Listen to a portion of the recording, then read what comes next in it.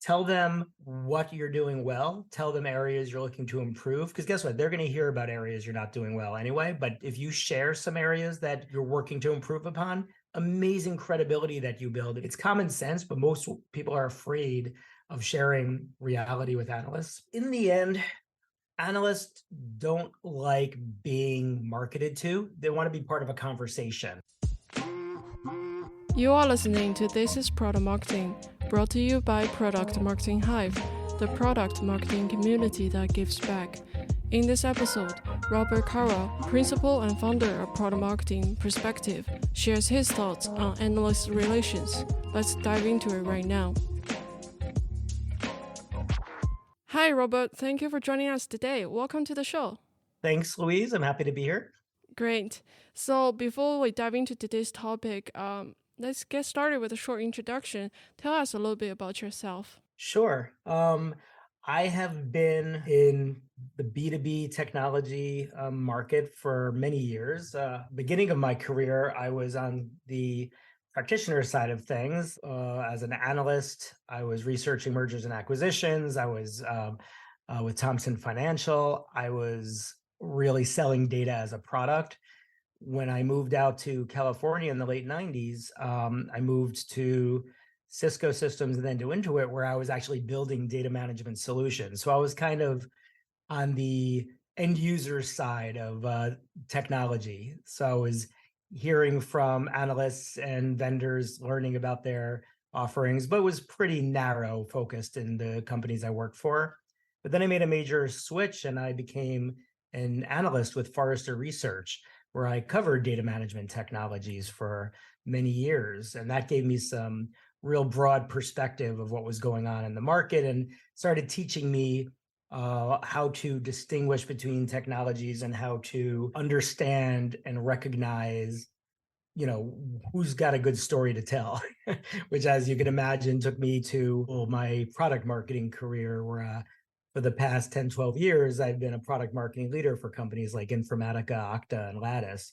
And I've had a lot of fun just taking my different perspectives as an end user, as an industry analyst, and as a product marketer to help me be a better product marketer and help the companies I've worked for build out competitive, differentiated messaging that really lets them stand apart and builds kind of a unique brand for what they're trying to sell in the companies that I'm working for.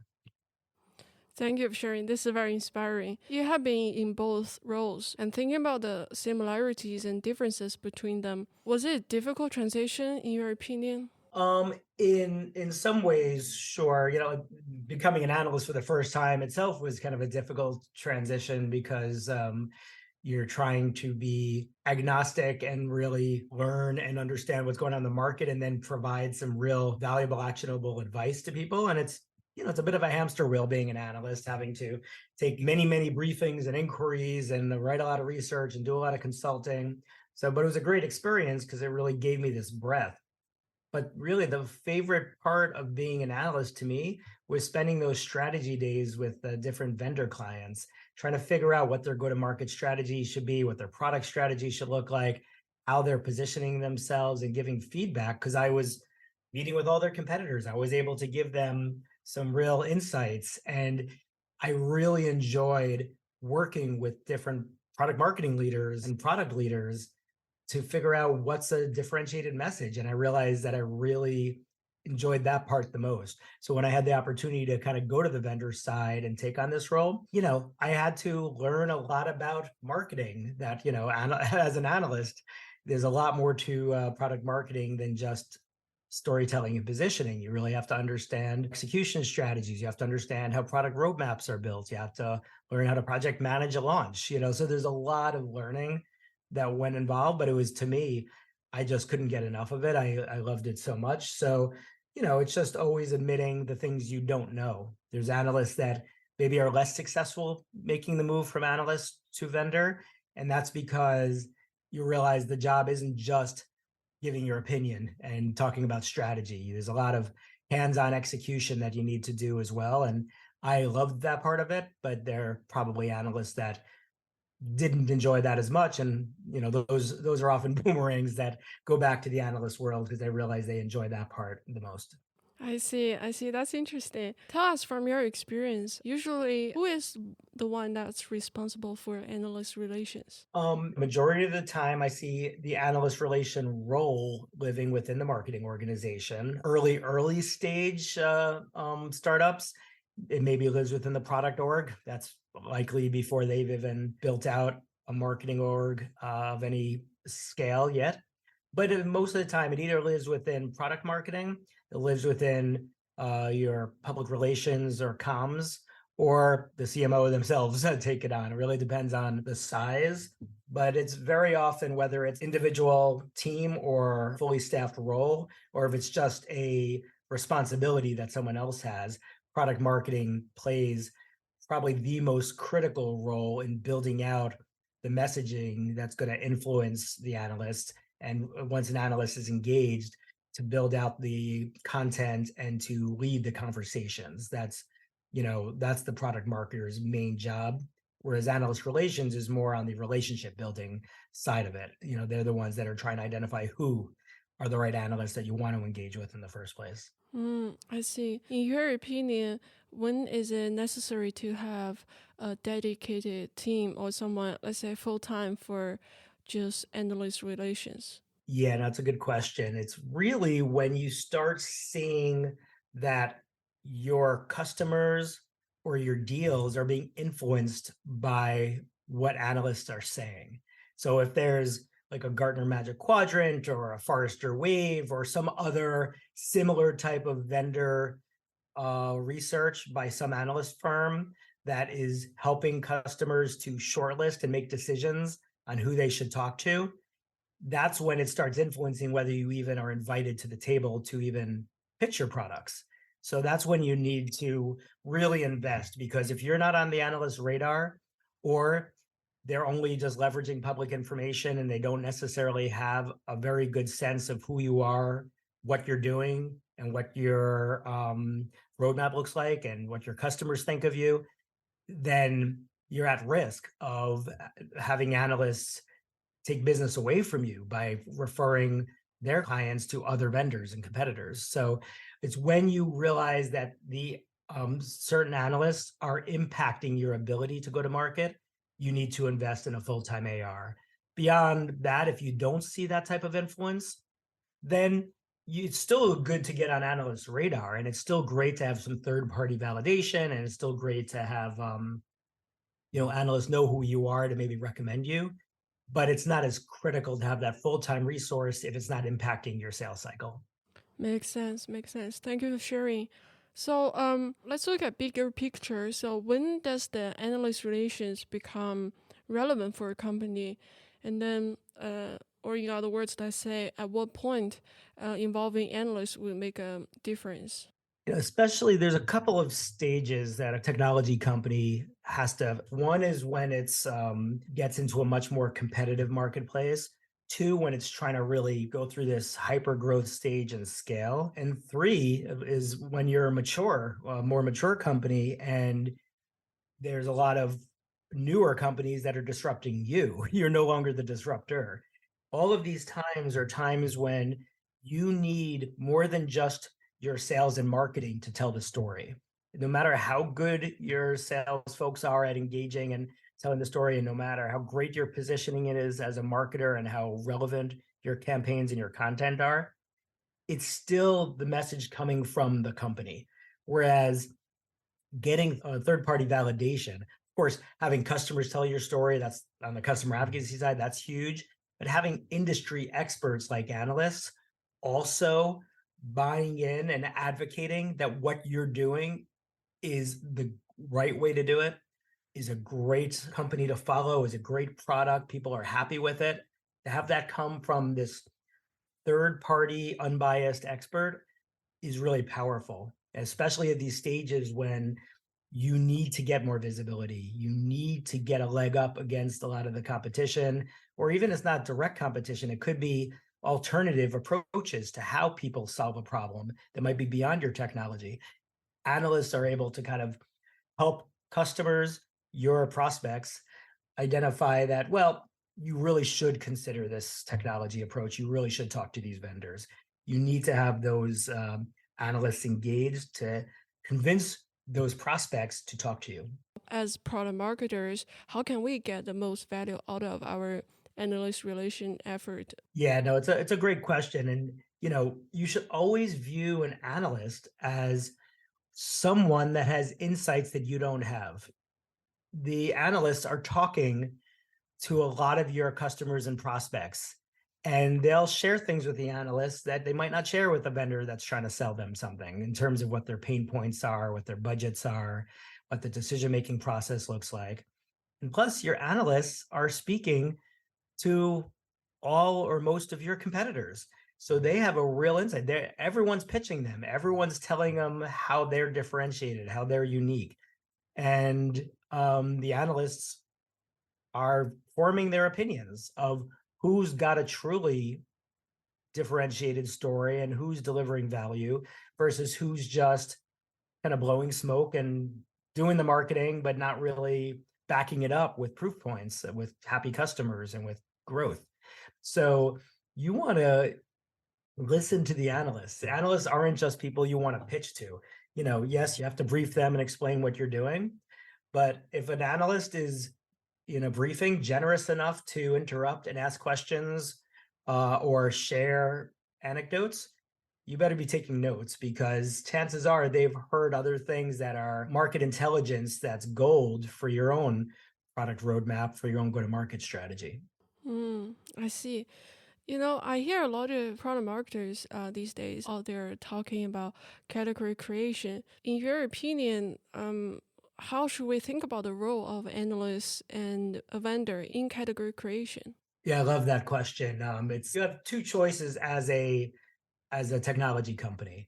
You could either try to compete in an existing category that people are already talking about, or to your point, you can try to be a leader in the creation of a brand new category. But the challenge of being in a brand new category is, one, no one knows what it is. So you have to just spend a whole lot of money on messaging and content to define this category. And two, you can't be in a category by yourself. If there's no competition in the category, it's not a category.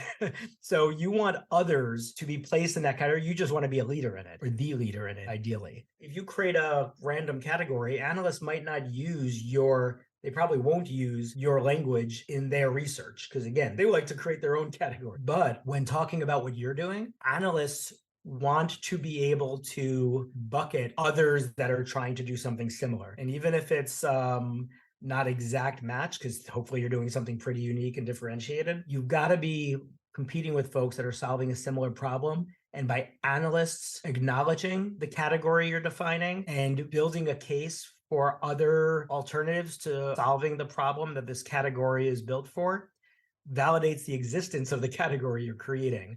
So if you create a category and no one's competing in it and analysts aren't acknowledging it, it's actually not a category. It doesn't exist. It's just, all it is marketing, and that's not enough. Let's talk about product release or product launch. What stage of the product release or product launch should product marketers bring in the analyst? You want to bring them well before the roadmap is even finalized. A biggest mistake a lot of vendors make with analysts is they wait until the big announcement to try to get on their radar, so they'll be part of this big media push.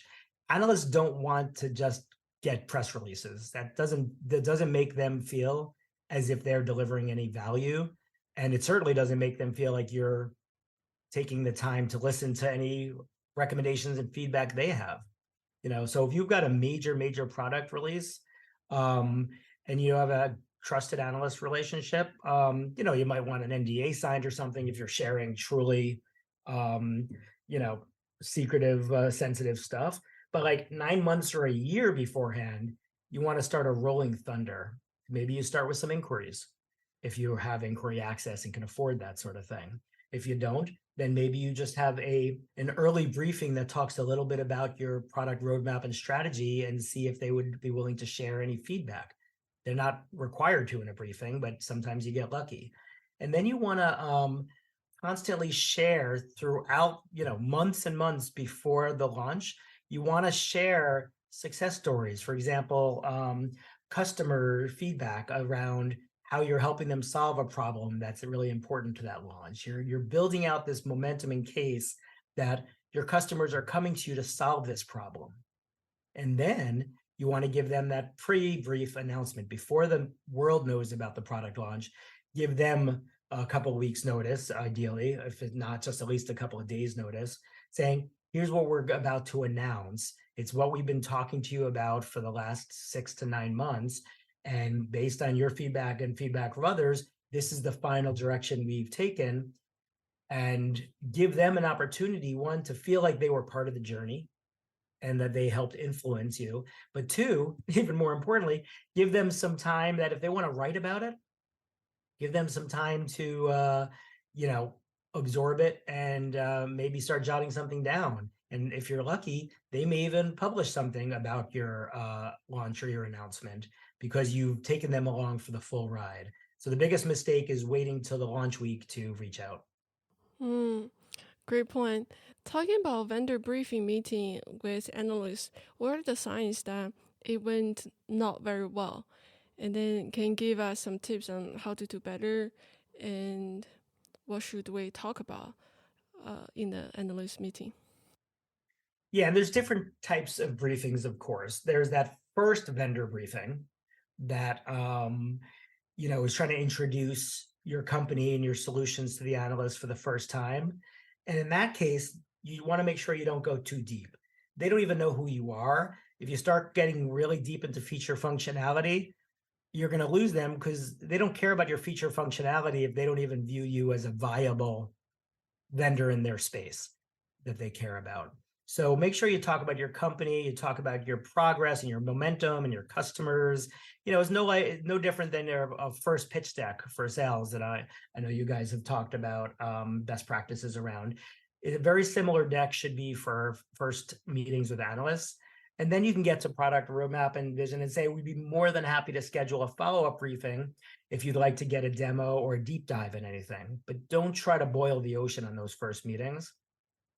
But then subsequent briefings, you want to do the opposite. You want to pick a very specific topic that you can go deeper on. So if you have a launch coming up or a pre-announcement of an acquisition or a change in pricing strategy, you're going to have a reason for the briefing. You're not just briefing the same old stuff. And then remind them who you are if you haven't talked for a while, just 2 or 3 slides, and then get into the point of it. And listen. I could tell you a funny story when I was an analyst. I love this story because it showed me being an analyst what companies do completely wrong in briefings. There was a company that was considering to become a Forrester client, and they wanted to brief me, the data analyst, before they signed up. And they gave me that briefing. And remember, it's something that everyone needs to remember. Analysts are not required to answer any of your questions during a briefing, and they're not required to give any advice. Again, a briefing is just your ability to share information with them.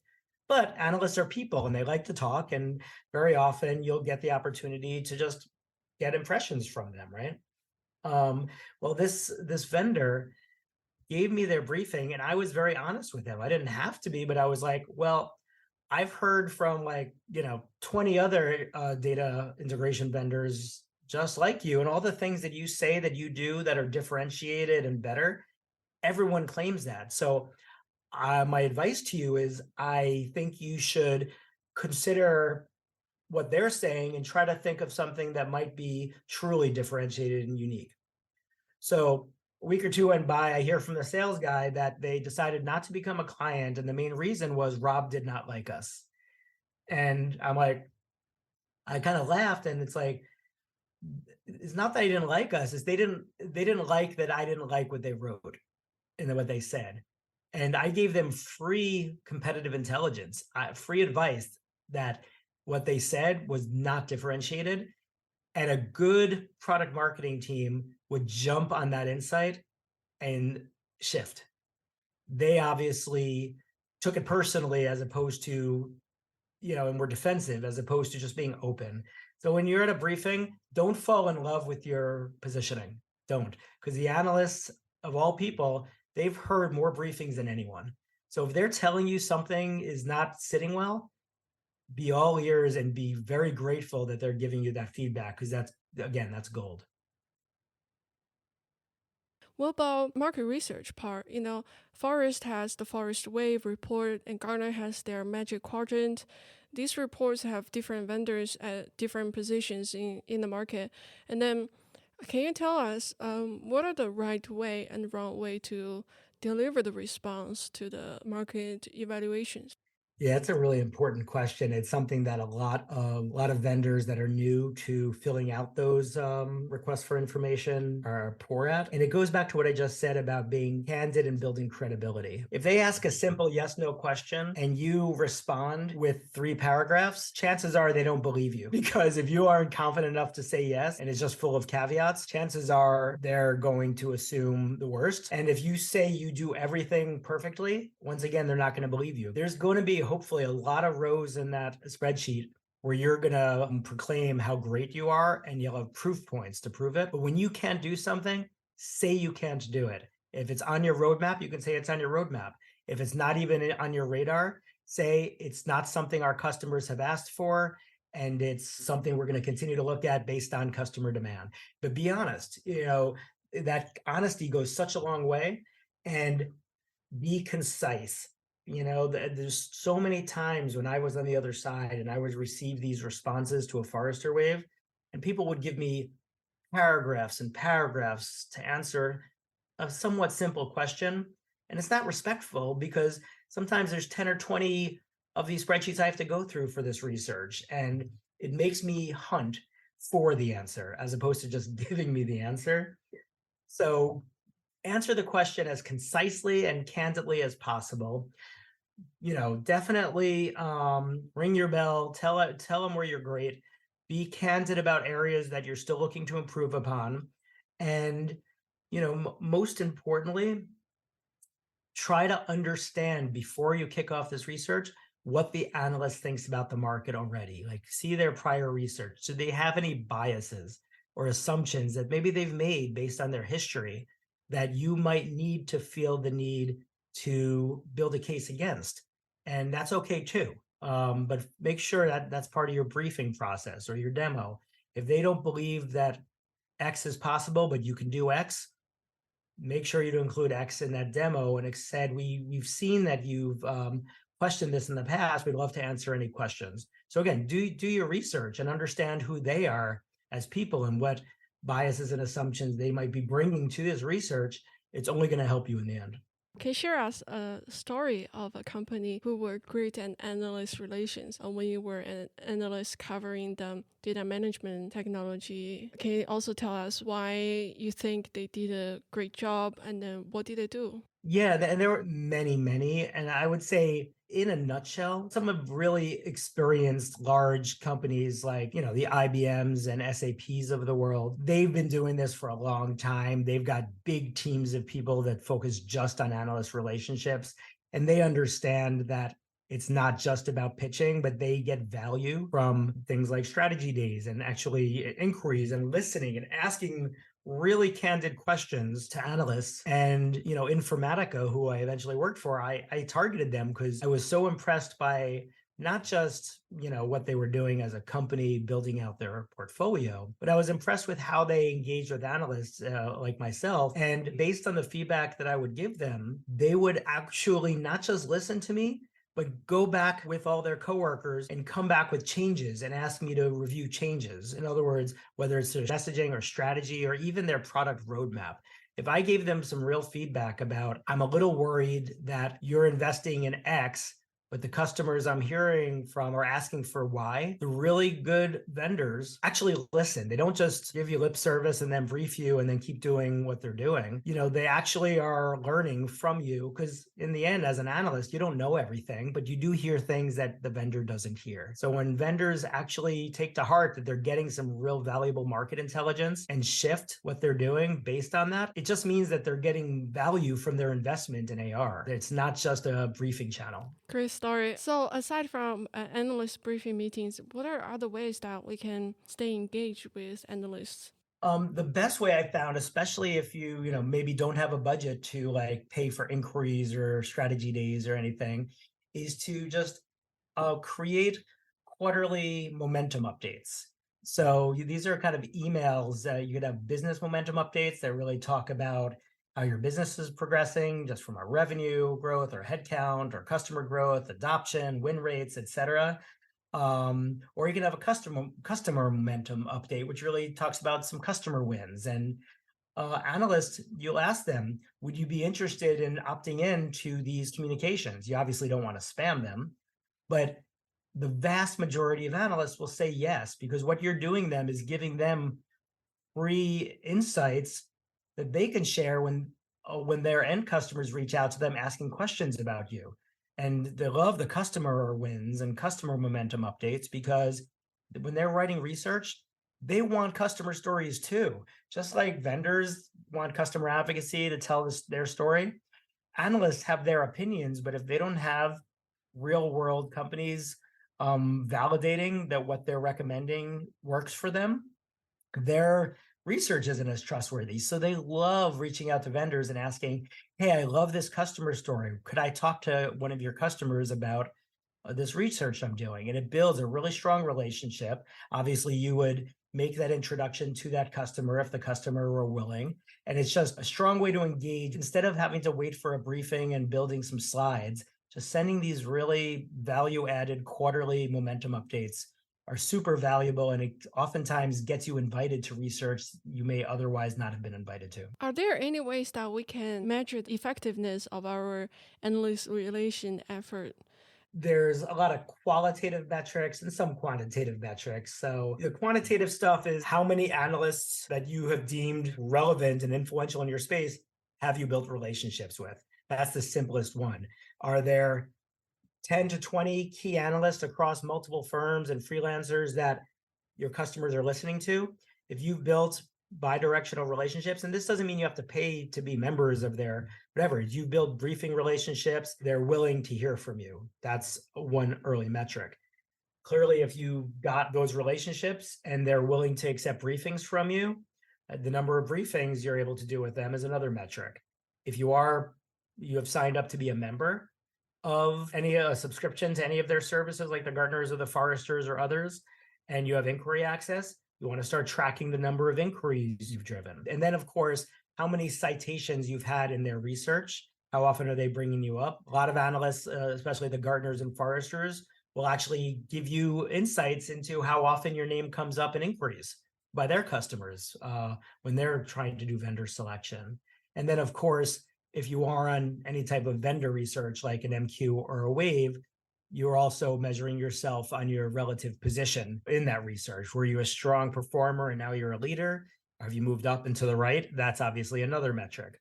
The other side of it, though, is from the sales side. As I said, you engage with analyst firms when they're impacting your deal cycles, when an analyst's opinion is starting to help you either convert or lose deals. So you want to, and this is more qualitative, you're not going to have hard numbers on this, but how often can you learn from your sales reps and your sales leaders that an analyst has either referred you or you lost a deal because an analyst provided a warning? So again, you want to start tracking that type in your win-loss and be able to bring that to the table as well. If that's improving, then you're doing your job from an AR perspective as well. Thank you. Thank you for sharing. So we're getting to the end of our time here today. Do you have any final thoughts you'd like to share? Just the fact that the more you put into your analyst relations efforts, the more you get back. Very often, if you do have an AR or a PR team that's leading it, if they're the only ones talking to the analysts are not going to be feeling the love. If the product marketer is the only ones talking to the analysts, they're not going to be feeling the love. So if you're really truly trying to invest in this, you want your product leadership, you want your executive leadership for the right analyst to at least start building relationships. If it's an important analyst and you're on an important introductory briefing, or you're doing a briefing to be part of a Magic Quadrant and doing a demo, to have the CEO or the chief product officer or another senior executive join just to say hello, thank them for their time, let them know that they're available to answer questions, it goes an extremely long way to knowing that your company cares about that relationship and that you're invested, not just financially, but you're invested in terms of your time to make that relationship strong and ongoing for a long time.